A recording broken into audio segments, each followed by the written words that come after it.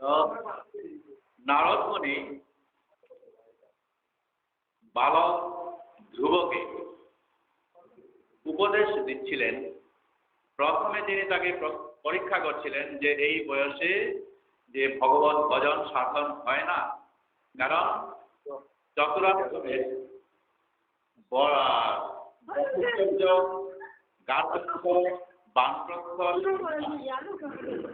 জীবনের শেষ সায়ান্নে তুমি ভগবত ভজন সাধন শুরু করবে, কিন্তু নিজের সাধন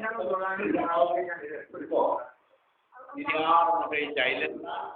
যদি ভজন সাধন করতেই হয় তাহলে এই আমাকে যদি যোগ্য মনে করেন তাহলে উপদেশ দিন এবং আমি অবশ্যই ভগবত ভজন সাধন করব।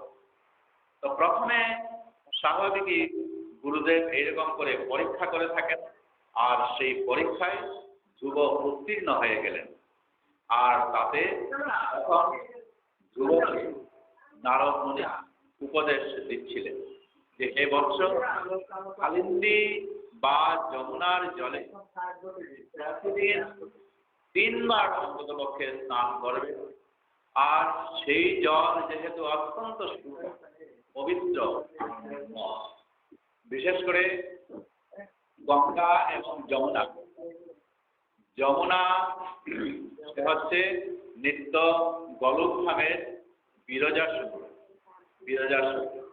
এবং কালে ভগবানের দ্বারা আদিষ্ট হয়ে তিনি ওই নিত্য বৃন্দাবনের যে গ্রীষ্মকালে একবার এই বৃন্দাবন ভৌগোলিক ইউপিতে যে বৃন্দাবন আছে সেখানে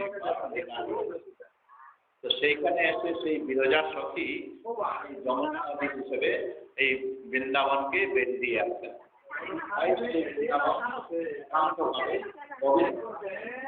সেই পবিত্র স্থানে তুমি মধুবন বলে একটা জায়গা আছে, সেই মধুবনে তুমি গিয়ে নিত্য নিত্য দিনে 3 বার স্নান করে তুমি ভগবত ভজন।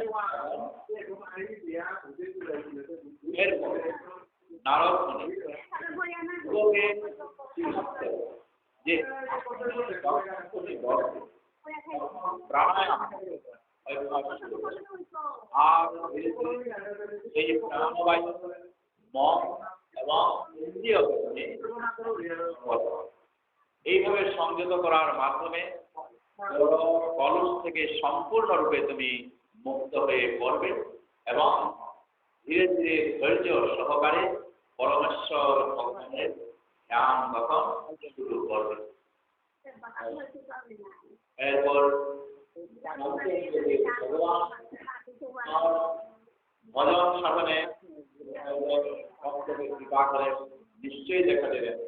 তাহলে ভগবানের যে কিরকম এবং ভগবানকে দেখতে কিরকম সেটাও কিন্তু নারদ মুনি আগে থেকে বুঝেছেন যে ভগবানের মুখমণ্ডল অত্যন্ত সুন্দর এবং সবসময় তিনি প্রসন্ন থাকেন, প্রসন্ন বদনে তিনি ভক্তের দৃষ্টিতে তাকে কখনো অপ্রসন্ন বলে মনে হয় না এবং তিনি সর্বদাই ভক্তকে কৃপা করতে প্রস্তুত থাকেন।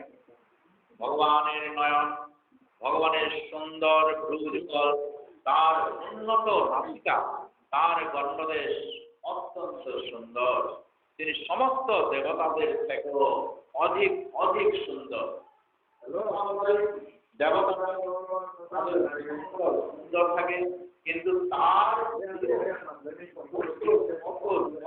গুণ এই ভগবানের মুখমণ্ডল সুন্দর।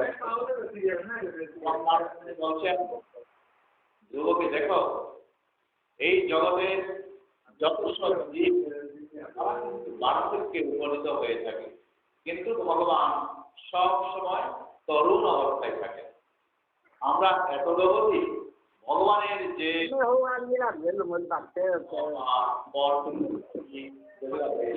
সেখানে ভগবানের বার্ধক্য কোন ছবি আমরা দেখতে পাই। তাই নারদ মুনি বলছেন যে ভগবান সর্বদাই তিনি তরুণ থাকেন। ভগবানের দেহের প্রতিটি অঙ্গ খুব সুন্দর ভাবে এইটা গঠিত আছে। এবং ভগবানের চক্ষু ওষ্ঠ উদর উদীয়মান এবং তিনি সর্বদাই শরণাগতকে যে সৌভাগ্যবান ব্যক্তি যে তাকে ভগবানকে অবলোকন করে তিনি পূর্ণ তৃপ্তি অনুভব করে থাকেন। তাই নারদমুনি বলছেন যুবকে, হে যুবক, তুমি শরণাগত হয়ে ভগবানের এরকম একজন পার্শ্বদ হওয়ার চেষ্টা কর। ভগবান বলছেন বৎস অঙ্কং ঘনশ্যামং পুরুষং চক্র গদা অভিব্যক্ত চতুর্ভুজম। ভগবান ভজনের মাধ্যমে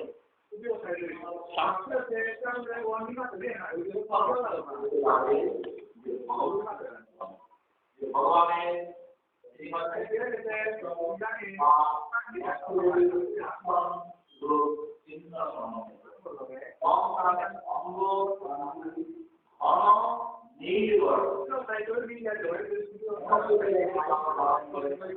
এবং তিনি শঙ্খ চক্র গদা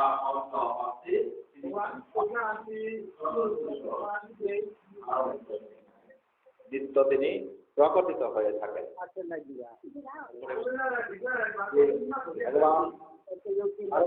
তিনি বলছেন কিরীটিনাং কুণ্ডলীনাং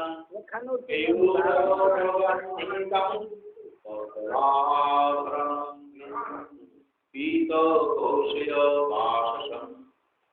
পরমেশ্বর ভগবান শ্রী বাসুদেবের সমগ্র অঙ্গ রত্নে বিভূষিত।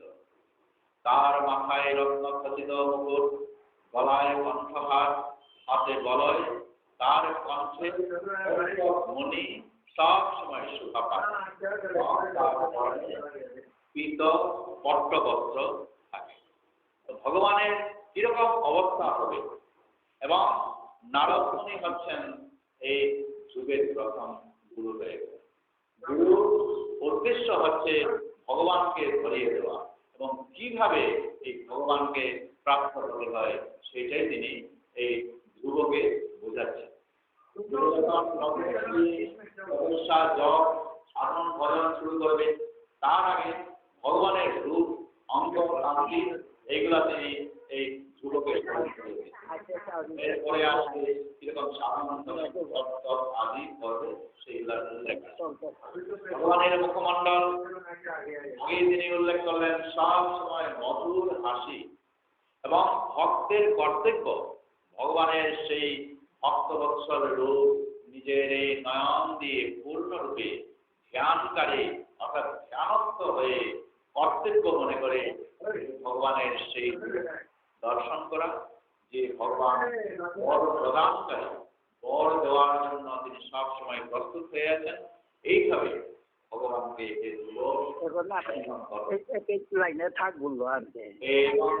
ভগবত রূপম সুভদ্রং ধ্যায়ত মনঃ নির্বিদ্যা পরয়া পূর্ণং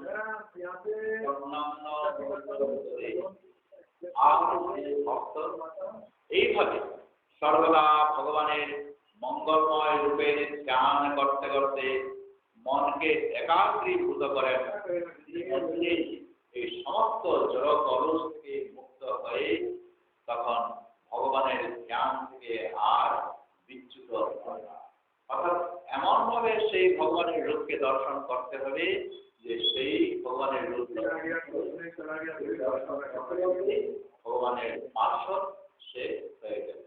কারণ এই যুবক এই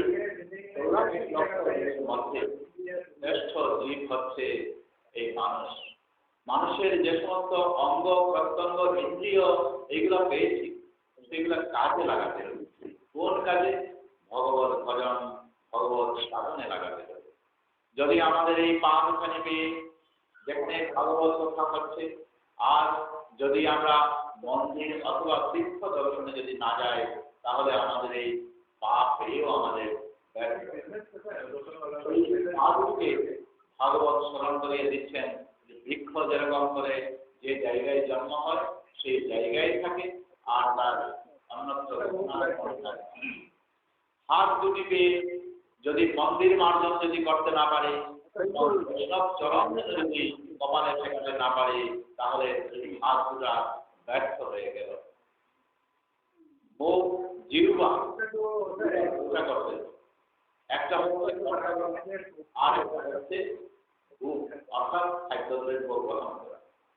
সে সাত্বিক আহার যদি গ্রহণ না করে এবং অনাচার খাদ্য যদি সে গ্রহণ করে, জীবনটাই যে আহার করবে সেই অনুসারে তার তামসিক ভাব হয়ে যাবে। এবং সেই জিহ্বাকে যদি সে ভগবত কথা না উচ্চারণ করে, তাহলে জিহ্বা ব্যর্থ। সেটা ব্যাঙকে বলা হচ্ছে সংস্কৃতে দার্দুরি, ব্যাঙের জিহ্বার মতো। ব্যাঙের জিহ্বা কিরকম থাকে? বাইরের দিক থেকে ভিতরের দিকে লাগানো থাকে। যখন পোকামাকড় দেখে তখন সে তার ভিতর দিক থেকে জিহ্বাটা এবং পোকামাকড় নিয়ে করে ঢুকিয়ে দেয়। তখন ঢুকাবার সময় পক পক আওয়াজ করে, আর কাল সর্প অপেক্ষা করে থাকে, আর এই পক পক আওয়াজ পেয়ে কাল সর্প তাকে এইভাবে নিয়ে যায়। তো আমাদের এই জিহ্বাটাকে যদি কৃষ্ণ কথা বলতে না শোনা, গৌরাঙ্গ মহাপ্রভু রায় রামানন্দের সাথে যখন সৎসঙ্গ করছিলেন, তখন রায় রামানন্দকে জিজ্ঞেস করছিলেন কোন কথা কথা মধ্যে সার, তখন বলছিলেন কৃষ্ণ কথা কথা মধ্যে সার। তাই জিহ্বা দিয়ে যদি আমরা এই কৃষ্ণ কথা বলতে না পারি, তাহলে আমাদের জিহ্বা ব্যর্থ হয়ে গেল। এই আমাদের মস্তকের মধ্যে কি কি আছে? কান, চোখ, নাসিকা, মগজ, সব আছে। আমরা যদি যদি ভাগবত কথা শ্রবণ না করতে পারি, তাহলে আমাদের গানটাকে ব্যর্থ হয়ে গেল। এই নববিধা ভক্তির মধ্যে সবচাইতে এই শ্রবণটাকে শ্রবণের মাধ্যমে নামে বিরাজ করেন, যেই নাম সেই নামের সহিতে আছেন। এই যত আমরা নাম শ্রবণ করব, তত ভাবে ভগবান আমাদের হৃদয়ে প্রবেশ করবেন এবং ভগবান হৃদয়ে প্রবেশ করে দেবেন। আবার সেই গোবিন্দ চরণে আমাদের এই ইন্দ্রিয় এই যদি আমরা কাজে না লাগাই, এই মস্তক চোখ যদি আমরা যদি জীবন রূপ দর্শন করতে না পারি, যদি বৈষ্ণব দর্শন করতে না পারি, তাহলে আমাদের এই চোখও ব্যর্থ। এই অহংকার নিয়ে মাথা যদি আমরা নোয়াতে না পারি, সাগরের মধ্যে এটা যদি আমরা মাথা তুলতে পারি, তাহলে আমাদের কাজ সিদ্ধ কোনোরকম করে দেখে। তো এই যে সব কিছু শুনিয়ে দিচ্ছেন,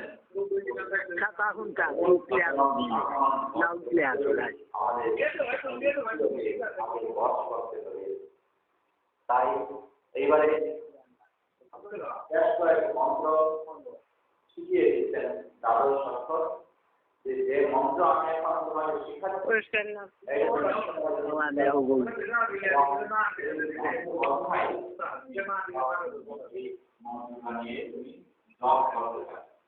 সাবধানতার সঙ্গে 7 রাত্র এই মন্ত্র যদি কেউ জপ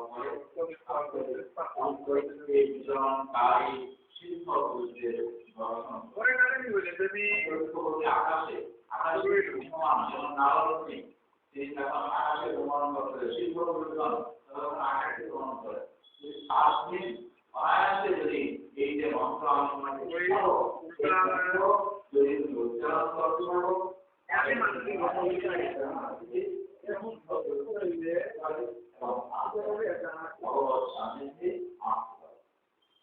এবার নারদমণি গুরুকে শিখাচ্ছেন ওম নমঃ ভগবতে বাসুদেবায়